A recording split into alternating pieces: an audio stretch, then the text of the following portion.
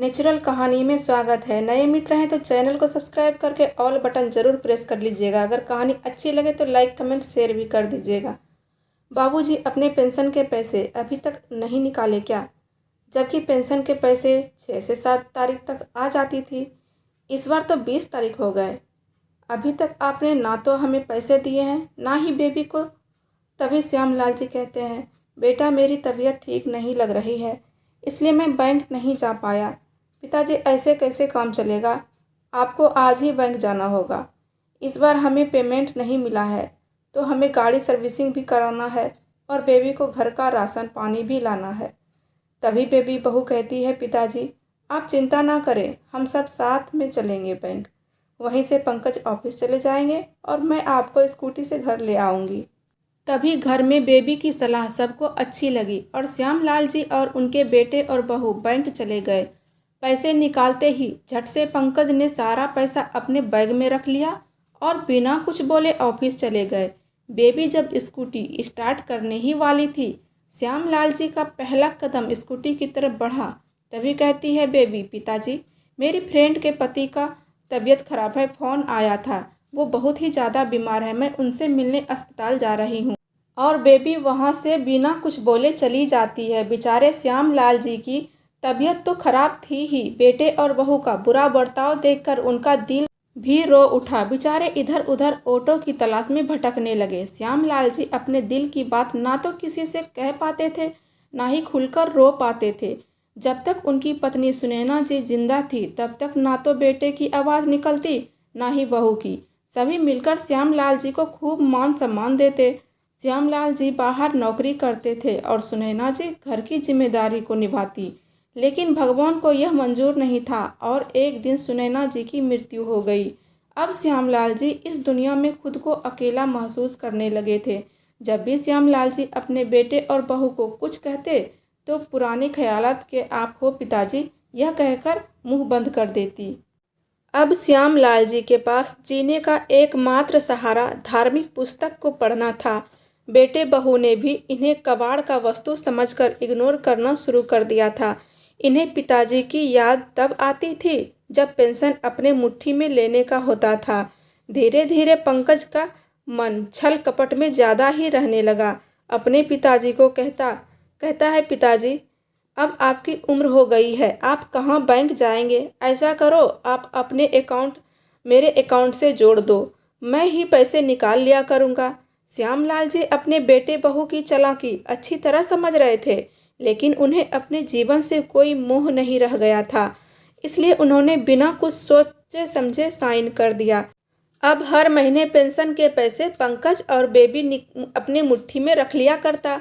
तभी बेबी पंकज का कान भरने लगी। सुनो जी, गांव का घर और ज़मीन भी पिताजी से लिखवा लो और उसे बेच दो, ताकि बाद में पिताजी से हमें कोई लेना देना ना रहे। वो यहाँ रहे या नहीं रहे, ज़मीन हमारी मुट्ठी में होगा।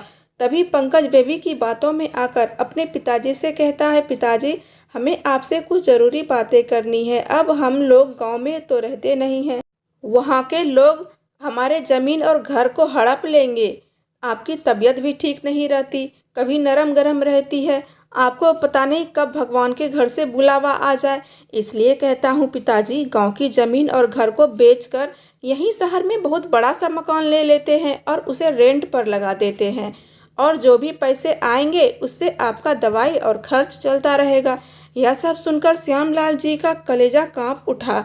जहाँ श्यामलाल जी का बचपन बीता, उस गांव की ज़मीन बेचने की बात सुनकर जैसे इनके शरीर से आत्मा ही निकल गई, ऐसा उन्हें महसूस हुआ। तभी लड़खड़ाते हुए जुबान से कहते हैं, बेटा मेरे जीते जी मैं ऐसा वहाँ का ज़मीन नहीं बेच सकता, ऐसा कभी नहीं कर सकता। जब मैं इस दुनिया से चला जाऊँगा, तेरी जो मर्जी होगी वो कर लेना। यह सुनकर पंकज तो ऑफिस चला जाता है, लेकिन बहू की दिमाग में हमेशा खुरपाती चलती रहती थी। अब से अपने ससुर को बहुत ही ज़्यादा मान सम्मान देने लगी। टाइम पर नाश्ता, खाना और दवाइयाँ सब कुछ दिया करती। जब खाने को देती तो अपना दुखड़ा लेकर रोज रोज बैठ जाती।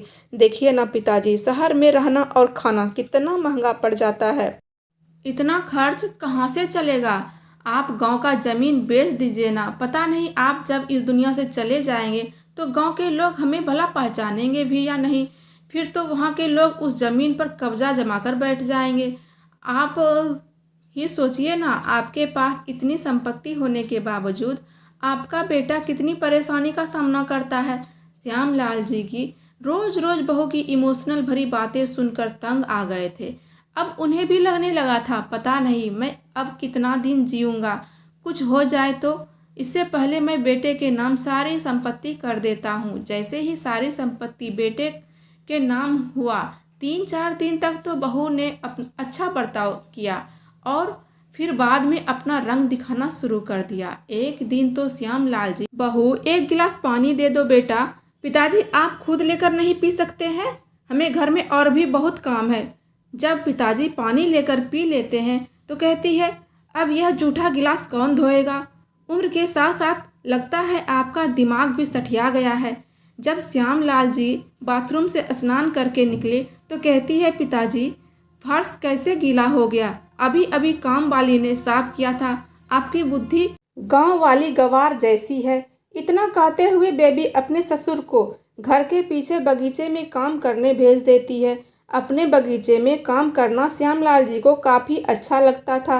काम करने में मन लग गया उनका। बगीचा बिल्कुल हरा भरा हो गया। आसपास के लोग सभी पूछते थे, अरे बेबी तेरा बगीचा इतना ज़्यादा हरा भरा कैसे हो गया। जैसे ही सबको पता चला तो सब कहती, ठीक है मेरे बगीचे में भी भेज देना, मैं पैसे दे दिया करूँगी। बेबी सभी मोहल्ले वालों से कभी 10,000 तो कभी 15,000 ले लिया करती। श्यामलाल जी की तबीयत बहुत ज़्यादा खराब होने की वजह से एक दिन वो कहते हैं, बहू मोहल्ले वालों को बोल देना मैं काम पर नहीं जा पाऊँगा। अरे वे तो हमें काम करना अच्छा लगता है तो मदद कर दिया करता था। आज हमें बहुत ही ज़्यादा बुखार लग रहा है। तभी चिल्लाते हुए बेबी कहती है, पिताजी आप काम पर जाते हैं या फिर मैं चिमटा गर्म करके आपके हाथों में लगा दूं। हमने एडवांस भी ले लिया है सबसे। यह सुनकर श्यामलाल जी दंग रह गए। अच्छा तो यह पैसे लेकर काम पर भेजती थी हमें तो पता ही नहीं था। हमें समाज सेवा के लिए ये सब किया। पिताजी जल्दी बताइए आप जा रहे हैं या चिमटा सटा दूं। इतना कहते कहते बेबी 2 चिमटा अपने ससुर जी के हाथों में गर्म करके लगा देती है।